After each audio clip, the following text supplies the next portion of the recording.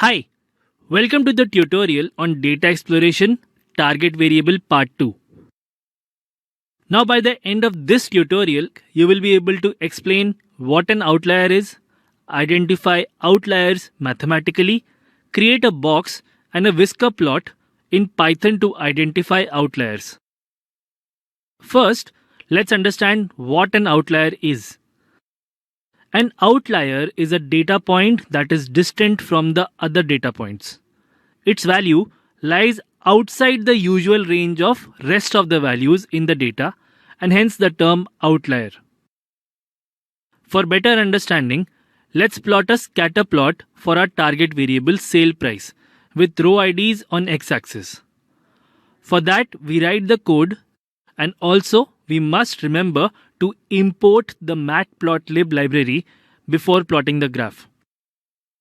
Type import matplotlib.py plot as plt.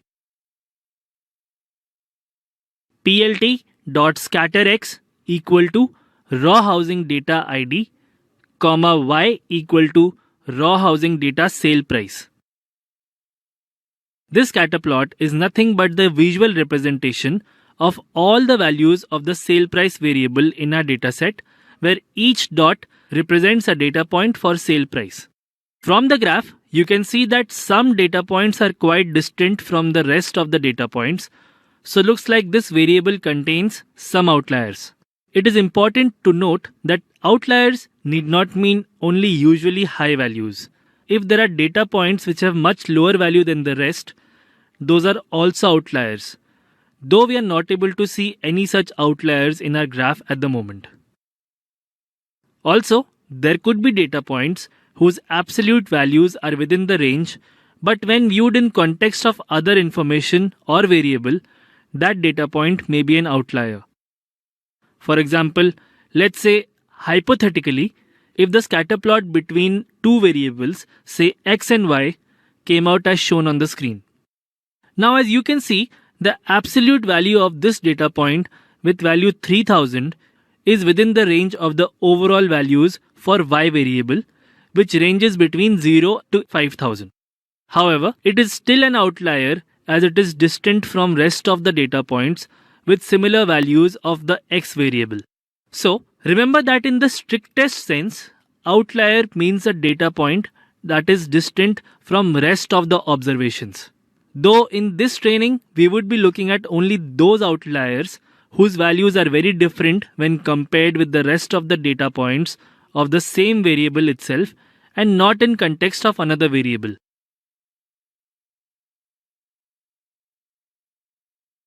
Now as we have learnt earlier, in any observation which falls far away from our data point is termed as outlier. But the question is, how much far? Let's answer this mathematically so that we have a precise method or formula to identify outliers. We have learned quartiles and interquartiles range earlier, and we would use that knowledge in creating the formula. Let's look at the first quartile or the 25th percentile value and third quartile or the 75th percentile value for our variable sale price. These values will be the same which we have obtained in our output of descriptive statistics as shown on the screen. Now as we can see, the 25th percentile value is 321,950 and 75th percentile value is 645,000. We also see the current minimum value is 75,000 and current maximum value is 7,700,000. The interquartile range or the IQR is the difference between the 75th percentile and the 25th percentile, that is 323,050. Now let's define two new variables, lower limit and upper limit, as shown on the screen. Lower limit is equal to Q1 minus 1.5 into IQR is equal to 321,950 minus 1.5 into 323,050 is equal to minus 162,625. Upper limit is equal to Q3 plus 1.5 into IQR equal to 645,000 plus 1.5 into 323,050 equal to 1,129,575.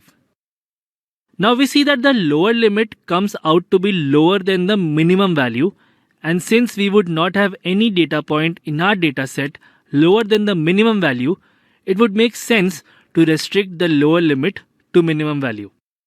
So let's redefine the lower limit, which will be lower limit equal to minimum of raw housing data sale price equal to 75,000.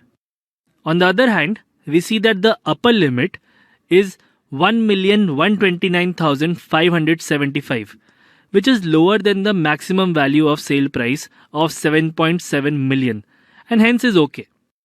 Had the upper limit come out to be higher than the maximum value, we would have restricted that also to the maximum value. Any data point which is higher than the upper limit or lower than the lower limit can be termed as an outlier. Now as you can see, our lower limit is same as the minimum value of the sale price in the dataset, and hence we would not have any data point which are lower than this, and hence there are no outliers which have unusually low values as we had seen in the scatter plot also. However, value of upper limit comes out to be 1,129,575 or approximately 1.13 million, while the maximum value for sale price in our dataset is 7.7 million, and all the data points between upper limit and maximum value, including both, can be termed outliers.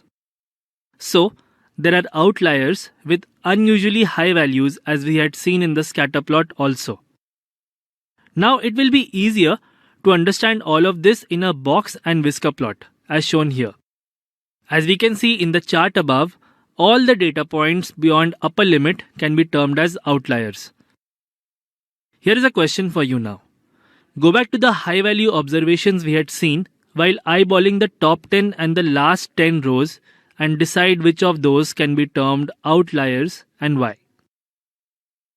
Let's learn how we can create a box and whisker plot like one we just saw, which helps us identify outliers in Python. For that, we will not be using the matplotlib library because this library doesn't have the capability to ignore the missing values for the variable, and we know that our variable sale price has 4 missing values that we are yet to treat. So, we will use another library called the Seaborn library, which has the capability to ignore the missing values and create the box plots easily. For this library, we do not have to install, as it comes as a default library for Jupyter Notebook. We just have to import our program and use it. Let's import the Seaborn library. We type import Seaborn as SNS. Next, we write the code for building the text plot graph sns.boxplot x equal to raw housing data sale price. Now as you can see, this box plot graph is similar to the one we drew previously and shows outliers. So that's it in this tutorial.